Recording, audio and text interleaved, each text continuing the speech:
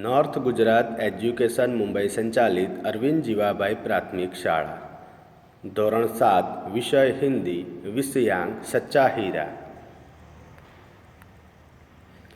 सच्चा हीरा प्रस्तुत कहानी में कवि के ज्ञान के साथ साथ उसके कर्म को भी महत्व दिया गया है। अच्छा ज्ञान अच्छी बात है, लेकिन वह आचरण में नहीं है तो निरर्थक है। इस बात को रोचक तरीके से प्रस्तुत की गई थी।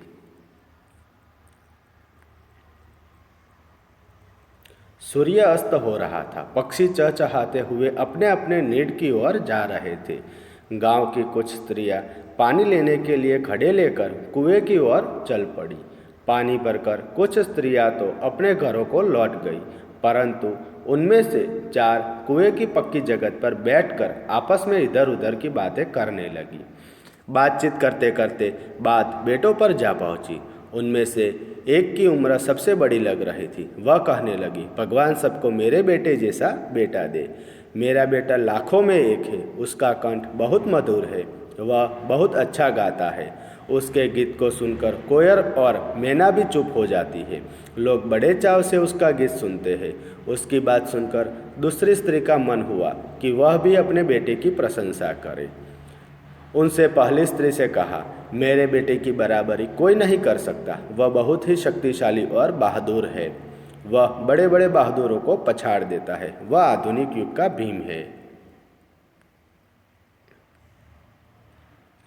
यह सब सुनकर तीसरी औरत भला कैसे चुप रहती। वह बोल उठी, मेरा बेटा साक्षात बृहस्पति का अवतार है। वह जो कुछ पढ़ता है एकदम याद कर लेता है। ऐसा लगता है मानो उसके कंठ में सरस्वती का निवास हो।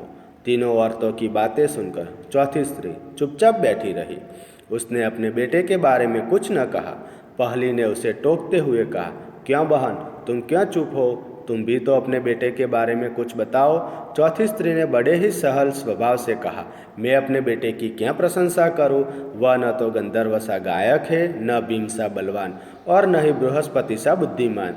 कुछ समय बाद जब वे सब खड़े सिर पर रखकर लौटने लगी, तभी किसी गीत का मधुर स्वर सुनाई पड़ा। सुनकर पहली स्त्री बोली, सुनो, मेरा हीरा गा रहा है। तुम लोगों ने सुना उसका कंठ कितना मधुर है। वह लड़का गीत गाता हुआ उसी रास्ते से निकल गया। उसने अपनी माँ की ओर कोई ध्यान नहीं दिया। इतने में दूसरी स्त्री का बेटा उधर से आता दिखाई दिया। दूसरी स्त्री उसे देखकर गर्व से बोली, देखो, वह मेरा लाडला बेटा आ रहा है। शक्ति और सामर्थ्य में इसकी बराबरी कौन कर सकता है? वह यह कह ही रही थी कि उसका बेटा भी उसकी ओर ध्यान दिए बिना ही निकल गया।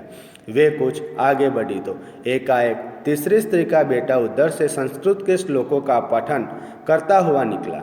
उसके उच्चारण से ऐसा लग रहा था मानो उसके कंठ में साक्षात सरस्वती विराजमान हो। तीसरी स्त्री ने गदगद स्वर में कहा, देखो, यही है मेरे गोद का हीरा। इसे कौन बृहस्पति का अवतार नहीं कहेगा? परंतु उसका बेटा भी माँ की ओर देखे बिना आगे बढ़ गया। वह अभी थोड़ी ही दूर गया था कि चौथी स्त्री का बेटा भी अचानक उधर से आ निकला।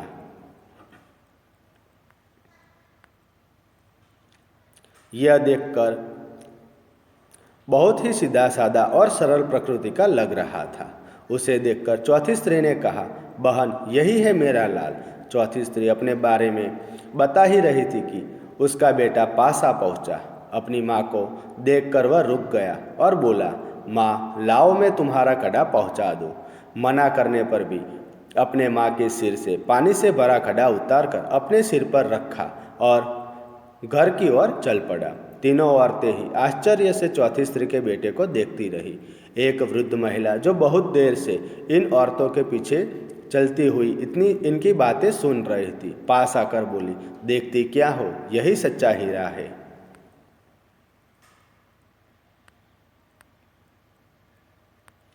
शब्दार्थ: हीरा, न रत्न, बहुत ही अच्छा आदमी। चहचहाना, चहकना, चहकारना।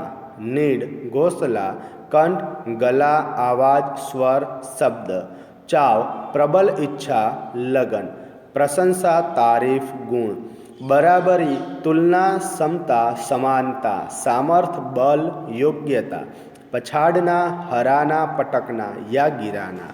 आधुनिक, अर्वाचीन, नवीन। बृहस्पति देव के गुरु, साक्षात, सामने, सम्मुख, प्रत्यक्ष, मूर्तिमान। निवास, घर, रहने का स्थान। टोकना, रोकना या पूछताछ करना। मधुर, मीठा, गर्व, अभिमान, प्रकृति, स्वभाव। मुहावरे, इधर उधर की बातें करना, गप मारना। लाखों में एक होना, विशिष्ट होना, पछाड़ देना, हराना, गिराना, बराबरी करना, मुकाबला करना। सच्चा हीरा होना, अच्छा आदमी होना। प्रश्नों, 1. चौथी स्त्री का बेटा सचमुच हीरा था, क्यों? उत्तर, चौथी स्त्री का बेटा बहुत ही सीधा साधा और सरल स्वभाव का था। सिर पर पानी से भरा घड़ा उठाए ला रही माँ को उसने अनदेखा नहीं किया। वह माँ के पास गया और घड़े को उसके सिर से उतारकर अपने सिर पर रख लिया। घड़ा लेकर वह घर की तरफ चल पड़ा। इस तरह अपनी माँ के प्रति सच्चा सेवा भाव दिखाकर उसने खुद को सच्चा हीरा साबित कर दिया। 2. अपने घर में आप माता पिता को कौन कौन से कामों में मदद करते हैं? उत्तर, मैं माँ के कहने पर बाजार से चीज़ें खरीद लाता हूँ। इन चीज़ों में साग, सब्जी, दवाई, फल तथा अन्य वस्तुएं होती है। घर की साफ सफाई में भी माँ की मदद करता हूँ। पिताजी के लिखे पत्र डाक खाने की पत्र पेटी में डाल आता हूँ। धोबी के यहाँ से उनके कपड़े ले आता हूँ। उनके कहने के अनुसार खाने पीने की चीज़ें लाता हूँ। इस प्रकार घर में मैं अपने कामों में अपने माता पिता की मदद करता हूँ। 3. आदमी सच्चा हीरा कैसे बन सकता है? उत्तर, आदमी में ज्ञान गुण होना अच्छी बात है। उसका वीर होना भी प्रशंसनीय है, लेकिन यदि उसका ज्ञान आचरण में नहीं उतरता तो वह व्यर्थ है। कोरा ज्ञान किसी के उपयोग में नहीं आता। अपने ज्ञान और गुण को कर्म में उतार कर ही उन्हें सफल बनाया जा सकता है। इस प्रकार कर्म करके बड़ों की सेवा और ज़रूरतमंदों की मदद करते ही आदमी सच्चा हीरा बन सकता है। कहानी, राजा का बीमार पड़ना, वैद्य की असफलता, किसी अनुभवी बूढ़े की सलाह, किसी सुखी मनुष्य का कुर्ता पहनो, राजा का कुर्ता खोजने जाना, मेहनती किसान को देखना, सुख को समझना। सुख का रहस्य अथवा बीमारी का इलाज। चंद्रपुर इलाके के राजा कुंवर सिंह जी बड़े भाग्यवान थे। उन्हें किसी चीज़ की कमी नहीं थी। फिर भी एक बार वे बीमार पड़ गए। कई वैद्य ने उनका इलाज किया, लेकिन कुंवर सिंह जी को कुछ फायदा नहीं हुआ। राजा की बीमारी बढ़ती गई। सारे नगर में बात फैल गई। तब एक अनुभवी बूढ़े ने राजा के पास आकर कहा, महाराज, आप किसी सुखी मनुष्य का कुर्ता पहनिए, अवश्य स्वस्थ हो जाएंगे। बूढ़े की बात सुनकर राजा ने सोचा, इतने इलाज किए हैं तो एक और सही। राजा कुंवर सिंह जी सुखी मनुष्य की खोज में निकले। बहुत तलाश के बाद वे एक खेत में जा पहुँचे। जेठ की धूप में एक किसान अपने काम में लगा हुआ था। राजा ने उससे पूछा, क्यों जी, तुम सुखी हो? किसान ने विनय से कहा, ईश्वर की कृपा से मुझे कोई दुख नहीं है। यह सुनकर राजा का अंग अंग पुलकित हो उठा। उस किसान का कुर्ता मांगने के लिए जो ही उन्होंने उसके शरीर की ओर देखा, उन्हें मालूम हुआ कि किसान सिर्फ धोती पहने हुए है और उसकी सारी देह पसीने से तर है। तुरंत राजा समझ गया कि कठिन श्रम करने के कारण ही यह किसान सुखी है। राजा ने आराम चैन छोड़कर परिश्रम करने का संकल्प किया। थोड़े ही दिनों में राजा की बीमारी दूर हो गई।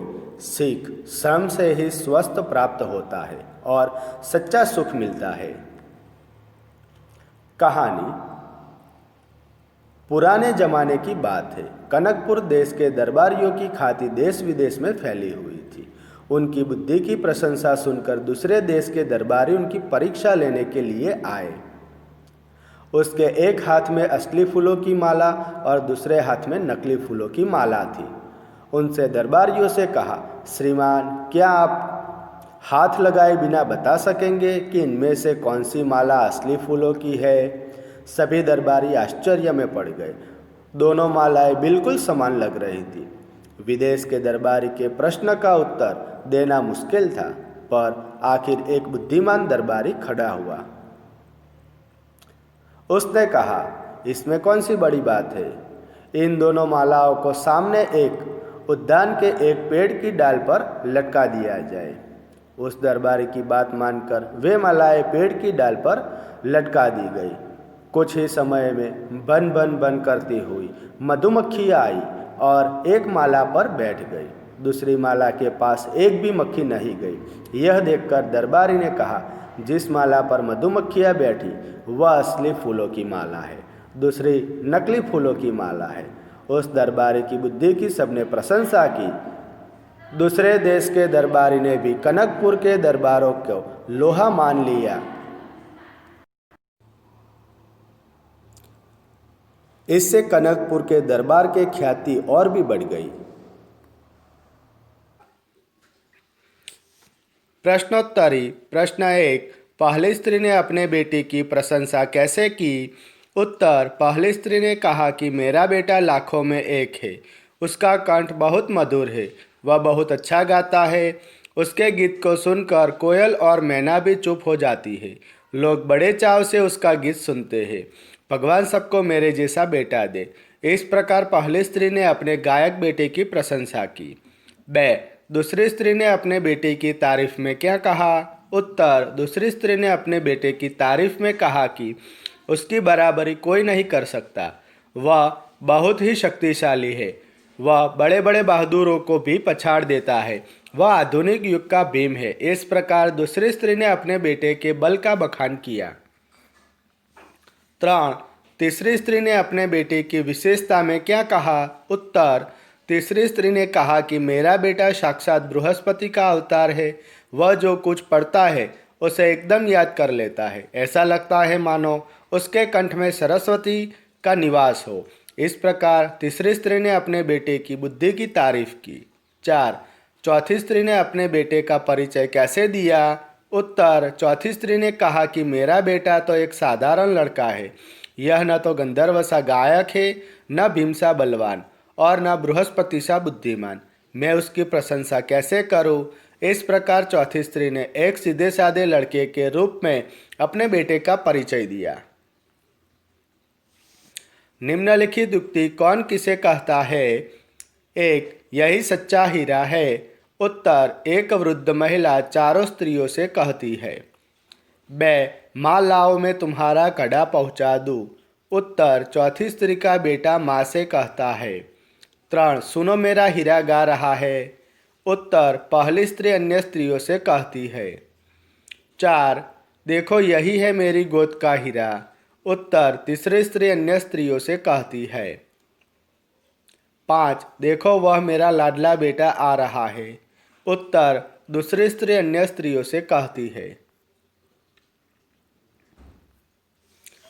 परिचय, क्रिया के जिस रूप से क्रिया हो रही है ऐसा बोध होता हो उसे वर्तमान काल कहते हैं। क्रिया के जिस रूप से क्रिया हो गई हो ऐसा बोध होता हो उसे भूतकाल कहते हैं। क्रिया के जिस रूप से क्रिया होने वाली है ऐसा बोध होता हो उसे भविष्य काल कहते हैं। वर्तमान काल, भूतकाल और भविष्य काल का वाक्य बनाइए। वर्तमान काल, मैं पढ़ता हूँ, मैं उड़ेलता हूँ, मैं बटोरता हूँ, मैं लिखता हूँ, मैं सहलाता हूँ, मैं सराहता हूँ। भूतकाल, मैं पढ़ता था, मैं उड़ेलता था, मैं बटोरता था, मैं लिखता था, मैं सहलाता था, मैं सराहता था। भविष्य काल, मैं पढ़ूंगा, मैं उड़ेलूंगा, मैं बटोरूंगा, मैं लिखूंगा, मैं सहलाऊंगा, मैं सराहूंगा। 1, रोशनी ने कहानी सुनाई। भूतकाल। ब, हम परसों घूमने जाएंगे। भविष्यकाल। 3, पिताजी के जूते खो गए। भूतकाल। 4, मैं दादाजी के साथ मंदिर जाता हूँ। वर्तमान काल। 5, अनीता 7वीं कक्षा में पढ़ती है। वर्तमान काल। 6, मैं किताबें खरीदूंगी। भविष्य काल।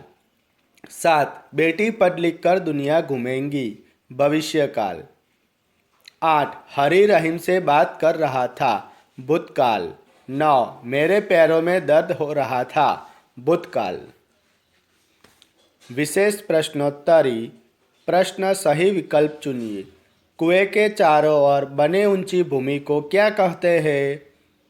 उत्तर ए. जगत। ब. देवताओं के गुरु कौन है? उत्तर डी. बृहस्पति।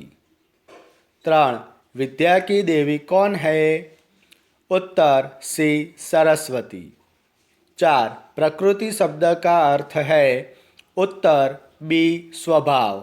5. चारों औरतों के पीछे आने वाली महिला कैसी थी? उत्तर डी. वृद्धा। रिक्त स्थानों की पूर्ति कीजिए। 1. उत्तर पक्षी चहचहाते अपने नीड की ओर जा रहे थे। ब. उत्तर बातचीत करते करते बात बेटों पर जा पहुंची। 3. उत्तर लोग बड़े चाव से उसका गीत सुनते हैं। 4. वह आधुनिक युग का भीम है। 5. मेरा बेटा साक्षात बृहस्पति का अवतार है। 6. उत्तर तीसरी स्त्री का बेटा उधर से संस्कृत के श्लोकों का पाठ करता हुआ निकला। 7. उत्तर तीनों औरतें बड़े ही आश्चर्य से चौथे स्त्री के बेटे को देखती रही। सही वाक्यांश चुनकर पूरा वाक्य फिर से लिखिए।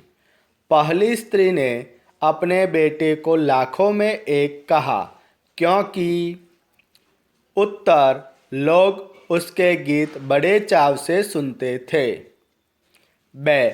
दूसरी स्त्री ने अपने बेटे को आधुनिक युग का भीम बताया, क्योंकि वह बड़े बड़े बहादुरों को पछाड़ देता था। 3. तीसरी स्त्री ने अपने बेटे को बृहस्पति का अवतार बताया, क्योंकि। उत्तर वह जो कुछ पढ़ता था एकदम याद कर लेता था। निम्नलिखित प्रश्नों के उत्तर एक एक वाक्य में दीजिए। 1. सूर्यास्त के समय गांव की कुछ स्त्रियां क्या करने चल पड़ी? उत्तर सूर्यास्त के समय गांव की कुछ स्त्रियां पानी लेने के लिए घड़े लेकर कुएं की ओर चल पड़ी। ब. कुएं की जगत पर बैठी स्त्रियां किनके बारे में बातें करने लगी? उत्तर कुएं की जगत पर बैठी स्त्रियां अपने अपने बेटों के बारे में बातें करने लगी। 3. दूसरी स्त्री ने अपने बेटे को क्या बताया? उत्तर दूसरी स्त्री ने अपने बेटे को आधुनिक युग का भीम बताया। 4. तीसरी स्त्री का बेटा किसका अवतार था? उत्तर तीसरी स्त्री का बेटा साक्षात बृहस्पति का अवतार था। 5. चौथी स्त्री का बेटा कैसा लग रहा था? उत्तर चौथी स्त्री का बेटा बहुत ही सीधा साधा और सरल प्रकृति का लग रहा था। 6. क्या देखकर तीनों स्त्रियों को आश्चर्य हुआ? उत्तर चौथी स्त्री के बेटे का अपनी माँ के प्रति प्रेम और सेवा भाव देखकर तीनों स्त्रियों को आश्चर्य हुआ। 7. वृद्ध महिला ने सच्चा हीरा किसे बताया? उत्तर वृद्ध महिला ने चौथी स्त्री के बेटे को सच्चा हीरा बताया। प्रश्नोत्तरी। वृद्ध महिला की दृष्टि में पहली 3 स्त्री के बेटे सच्चे हीरे क्यों नहीं थे?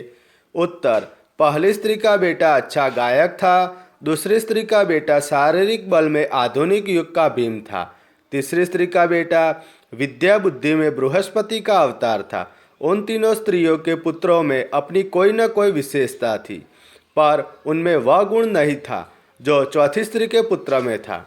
उनकी माताएं सिर पर पानी से भरे घड़े रखकर घर लौट रही थी। तीनों पुत्रों ने अपनी अपनी माताओं को देखा, पर चौथी स्त्री के बेटे की तरह उसकी मदद करने कोई नहीं आया। उनमें शिष्टता और सेवाभाव जैसे मूल्यवान गुणों का अभाव था, इसलिए वृद्ध महिला की दृष्टि में वे सच्चे हीरे नहीं थे। ब. चौथी स्त्री का बेटा वास्तव में एक सच्चा हीरा था। कैसे? उत्तर, चौथी स्त्री का बेटा न गंधर्व सा गायक था, न भीम सा बलशाली और न बृहस्पति सा बुद्धिमान। वह बहुत ही सीधा साधा और सरल स्वभाव का लड़का था। उसमें किसी तरह का अहंकार नहीं था। उसमें नम्रता और सेवा भाव था। तीनों बेटों ने सिर पर पानी के घड़े ले जा रही अपनी माँ को उपेक्षा की नज़र से देखा, परंतु चौथे बेटे ने अपनी माँ के सिर से पानी का घड़ा उतारकर अपने सिर पर रखा और घर की ओर चल पड़ा। इस प्रकार नम्रता, सेवा भाव और कर्तव्य निष्ठा के कारण चौथा बेटा वास्तव में सच्चा हीरा था। आभार।